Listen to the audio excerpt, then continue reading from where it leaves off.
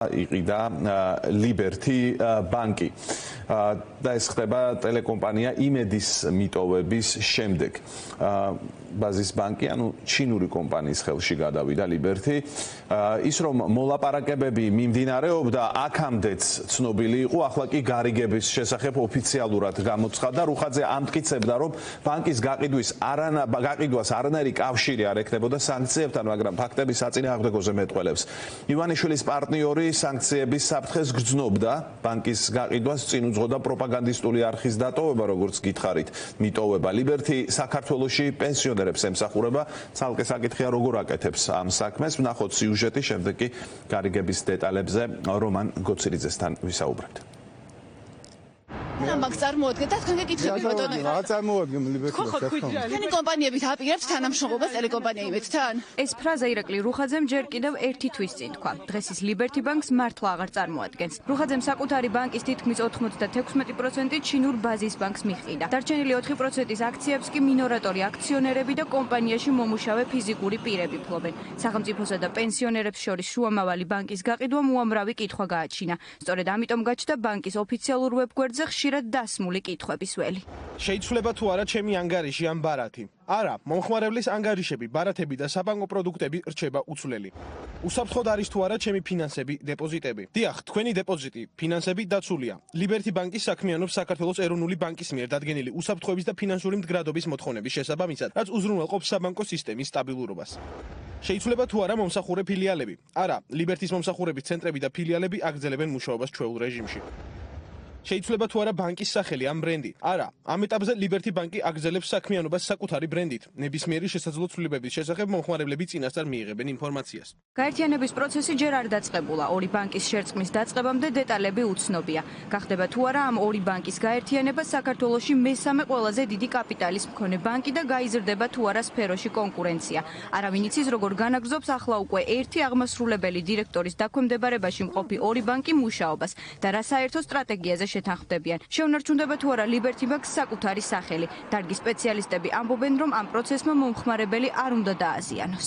ჯერჯერობით სახელები არ იცვლება, გაერთიანების პროცესი არ დაწყებულა, ალბათ ეს პროცესი დაიწყება უკვე გაერთიანების, მოგეხსენებათ Liberty ბანკის ინფრასტრუქტურა გაცილებით დიდია და ფართოა, შესაბამისად ნახოთ რა ბრენდის რა სახელს აირჩევენ, როგორ შეერწყმებიან ერთმანეთს, თუმცა ეს კიდევ ერთხელ ვიმეორებ, რომ რა თქმა უნდა პირველ რიგში ბანკმა უნდა იზრუნოს თავის მომხმარებლებზე, რომ მათთვის იყოს ყველა ნაკლებად მტკივნეულიც კი არ უნდა იყოს საერთოდ. სავარაუდოდ სანქციებისგან დასაცავად გაყიდული ბანკი ირაკლი რუხაძემ ჩინური ინვესტიციების ხელში ჩააგდო. მას შემდეგ რაც ბაზის ბანკმა Liberty ბანკი შეიძინა, გამოდის, რომ ახლა ჩინურ ინვესტიციებზე დაფუძნებული ბანკი საქართველოს მოსახლეობის 42%-ზე პერსონალურ ინფორმაციას ფლობს. შეისწავლა თუ არა ეროვნულმა ბანკმა ჩინური ბანკის მიერ სახელმწიფოსა და პენსიონერებს შორის შუამავალი ბანკის შესყიდვის შესაძლო საფრთხეები და რის გამო მისცა მათ დასტური.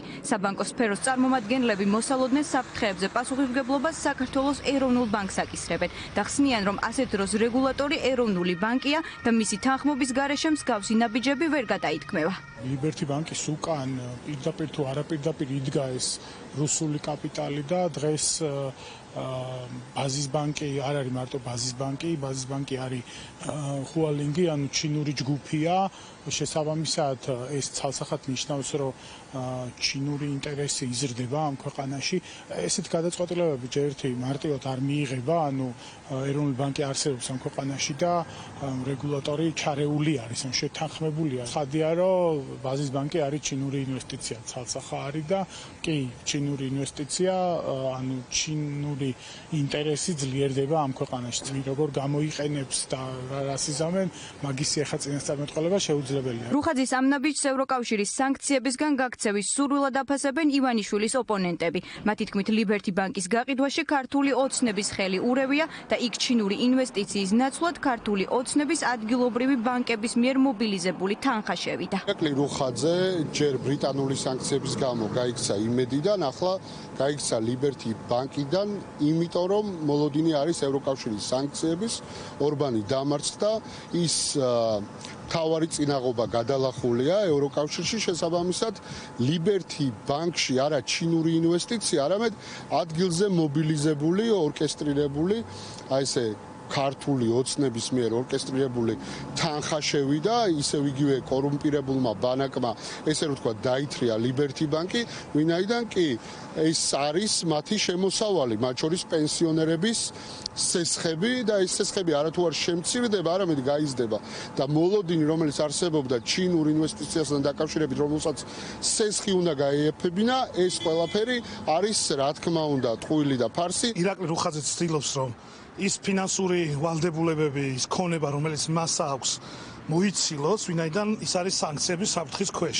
და ჩვენ ნახეთ, ხო, რამოდენიმე დღეში სანქციებიდან უბრალოდ ორ დღეში მათ დატოვეს ბორდი, არა მხოლოდ რუხაძემ, არამედ სხვებმაც. იგივეა ლიბერთი ბანკთან დაკავშირებით.